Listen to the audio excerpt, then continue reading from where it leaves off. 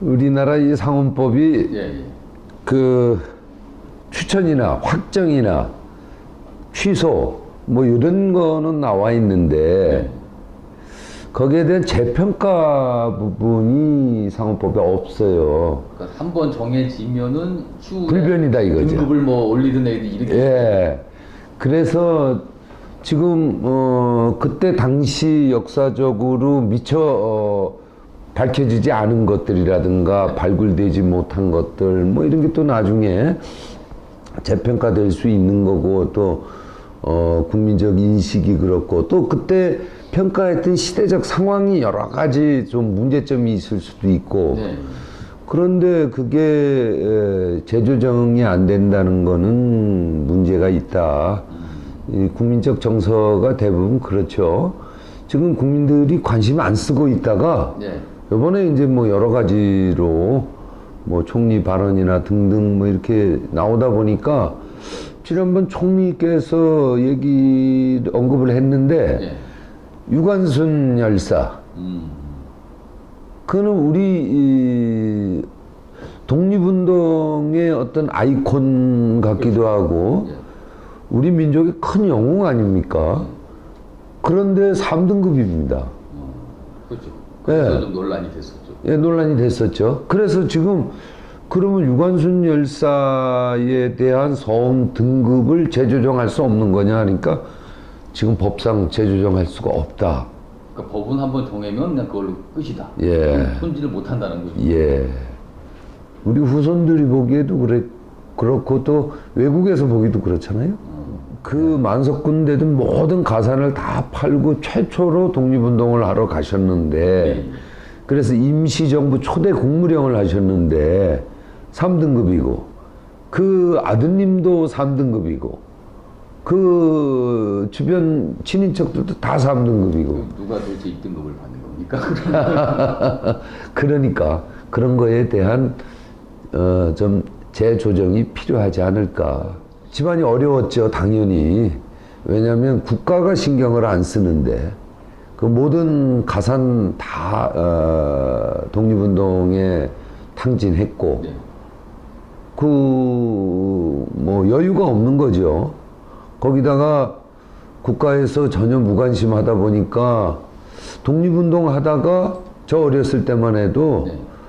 석주할배는 독립운동 하다가 돌아가시고 32년도 돌아가시고 중국 만주 어디에 묻혀 있다더라 하는 정도만 알았어요. 그 뭐 정확하게 독립운동에 대해서 뭐 열의를 가지고 밝히고 뭐 이런 것도 없었고 어쨌든 돌아가신 지 60년 뒤에 김영삼 대통령 때 유골이 돌아오셔서 현충원에 묻혔거든요.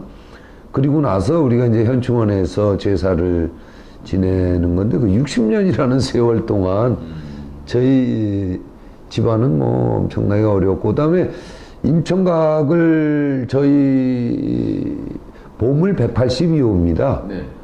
그런데 뭐 지난번 대통령께서 말씀하셨지만 이 외놈들이 그 마당 한가운데로 중앙선을 45km나 우회해 가지고 철로를 놔 가지고 집안을 혀를 끊어버린 거거든요.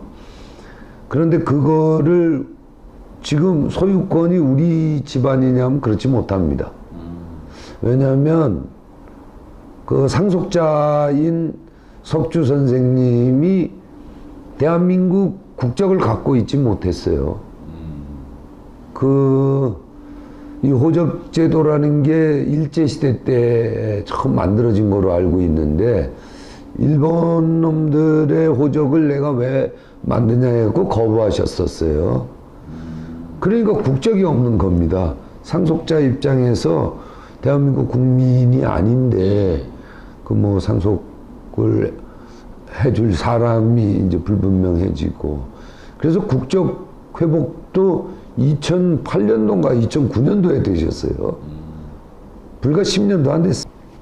이 국가사회, 대한민국 국가사회 차원에서 임청각을 원형 복원하는 거 이거는 저희가 후손 입장이 아니라 대한민국 국민의 한 사람으로서 꼭 해야 되겠다. 그래서 민족 정기를 바로 잡아야 되겠다 하는 그 일념은 있습니다.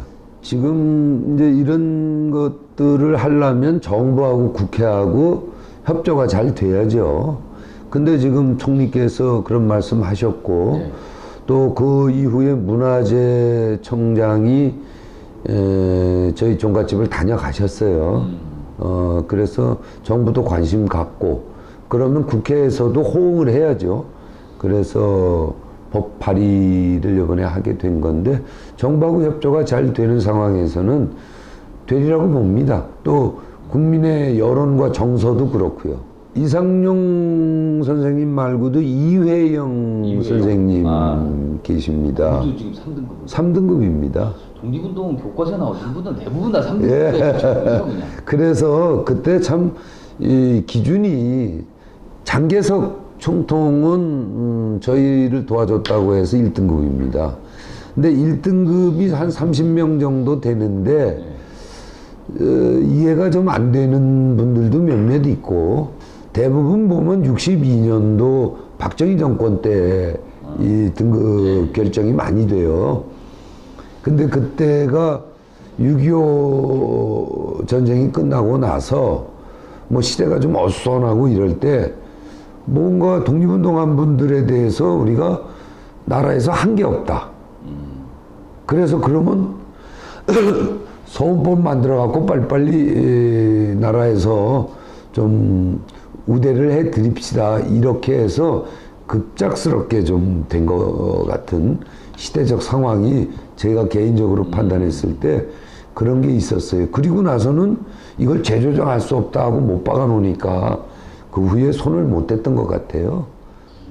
김원봉 그분은, 약산 그분은 북쪽에서 상훈을 받은 거로 알고 있고요. 그 다음에 그 영화 제목이 박열이자예. 예. 그 무정부주의자였던 그분에 대해서는 어떤 이데올로기 때문인지 몰라도 전혀 상훈에 들어있지 않습니다. 어쨌든 6.25 전쟁 이후에 그 시대 좀 어수선했죠. 정리되지 않은 시대적 상황이 있었는데, 그러다 보니까 뭐 다 챙기지 못했을 겁니다. 그래서 지금 빠진 분들도 많이 있을 거고, 그분들은 추가해서 넣으면 돼요. 지금 현행 법으로도. 그런데 이제 재조정이 될 수 없는 거, 이거는 이번에 법을 개정해서 재조정 기회를 드려야 되겠죠.